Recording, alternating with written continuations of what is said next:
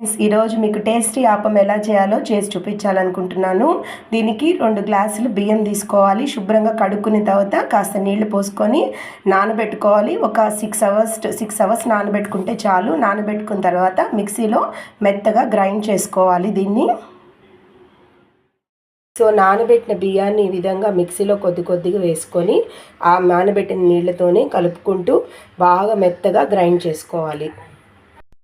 So మనం నీట్గా grind చేసుకున్న ఈ బియ్యము ఈ కన్సిస్టెన్సీలో మనకు రావాలి. చూసారు కదా, ఈ విధంగా రెడీ చేసుకోవాలి.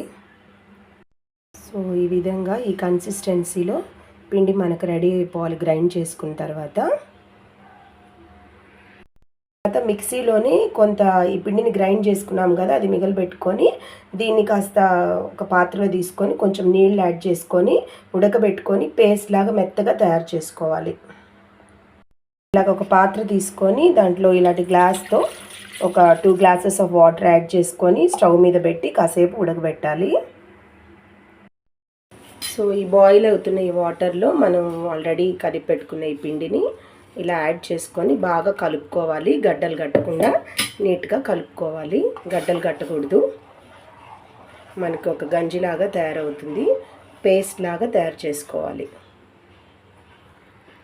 ఒక పేస్ట్ లాగా చేసుకున్నాం కదండి, దాంట్లో మనము ఒక కప్పు నిండా తురిమిన పచ్చి కొబ్బరి యాడ్ చేసుకోవాలి. అలాగే ఒక స్పూన్ షుగర్ యాడ్ చేసుకొని దీన్నంతా ఒక స్పూన్ షుగర్ యాడ్ చేసుకున్న తర్వాత దీన్నంతా మిక్సీలో నీట్గా మెత్తగా రుబ్బుకోవాలి. దీన్నే కొరుటు అంటారు.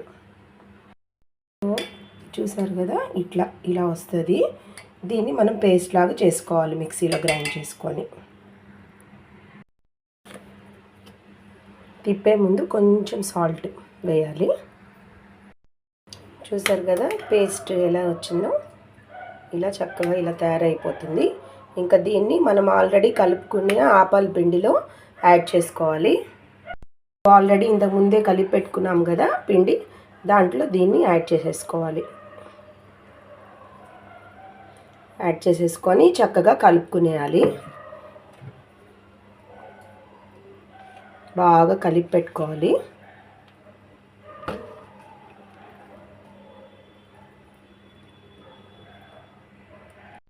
చూసారు కదా, ఈ విధంగా పిండి తయారైపోయింది. ఇంకా దీన్ని నేను ఓవర్ నైట్ పెట్టేస్తున్నాను. రాత్రంతా పెట్టేస్తే బాగా పులుస్తుంది. పొద్దున ఇంకా మనం ఆపాలు వేసేసుకోవచ్చు ఈ పిండితో. ఓకేనా? మెత్తగా రుబ్బుకున్న ఈ కొబ్బరి ముక్కలను మనం ఏం చేయాలంటే కొంచెం గోరువెచ్చగా చేసుకుని నీళ్ళల్లోకి దాన్ని వేసేసి కొబ్బరి పాలు తీసి పెట్టుకోవాలి. దీన్ని అలాగే కాసేపు ఉండనిచ్చి తర్వాత వడగట్టామంటే కొబ్బరి పాలు వచ్చేస్తాయి. దాంట్లో కొంత చక్కెర వేసుకొని ఆ పాలు నంచుకొని తినడానికి చాలా టేస్టీగా ఉంటుంది కొబ్బరి పాలు. ఈ విధంగా తయారు చేసుకోవాలి. ఇది వడగట్టాలి. వడగట్టి కొబ్బరి పాలు తీసుకోవాలి. ఈ విధంగా తీసుకున్న కొబ్బరి పాలను చక్కగా వడగట్టుకోవాలి. వడగట్టుకున్న తర్వాత మనకి ఈ విధంగా పాలు తయారైపోతాయి. దీంట్లో కాస్త చక్కెర, ఒక స్పూన్ చక్కెర, ఒక 2-3 ఏలకలు వేసుకొని కలుపుకొని చక్కగా ఆపాలు రెడీ అయిపోయిన తర్వాత ఆపాలతో నంచుకొని తినచ్చు. చాలా బాగుంటుంది. చాలా టేస్టీగా ఉంటుంది. సో పిండి కూడా బాగా పులిసిపోయింది. పిండి కూడా బాగా పులిసింది. ఇంకా ఇది రెడీగా ఉంది మనం ఆపాలు చేసుకోవడానికి. ఈ విధంగా నీట్గా పులవాలి. ఆ తర్వాత ఈ పిండితో ఆపాలు వేసుకోవచ్చు. లైట్గా కొంచెం వాటర్ కలుపుకోండి. సో ఈ పులిసిన పిండిలో లైట్గా కొంచెం సాల్ట్ చూసుకొని వేసుకోండి. నెక్స్ట్ దీంట్లో కొంచెము ఒక 1/2 స్పూన్ వంట సోడా కూడా వేయాలి. సో పులవబెట్టుకున్న పిండికి కొంచెం వాటర్ యాడ్ చేసుకొని ఈ విధంగా జారుడుగా ఈ కన్సిస్టెన్సీలో రెడీ చేసుకోవాలి పిండిని. ఇంతకుముందే మనం 1/2 స్పూన్ వంట సోడా కూడా వేసేసాము.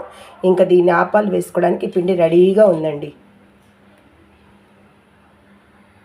నా దగ్గర ఇలాగా గుంటగా ఉండే తవా ఉంది. చాలా బాగా వస్తాయి దీంట్లో ఆపాలు. కొంచెం వేడి చేసుకోవాలి ముందు. దీన్ని బాగా వేడి చేసుకుంటే బాగా వస్తాయి. సో ఈ విధంగా లోపలంతా ఆయిల్ బాగా అప్లై చేసేసుకోవాలి. ఆపం బాగా జారుడుగా వచ్చేస్తుంది. తీయాలంటే ఇలా వేడి చేసి పెట్టుకోవాలి. తవాని గుంట దాసి తీసుకోవాలి.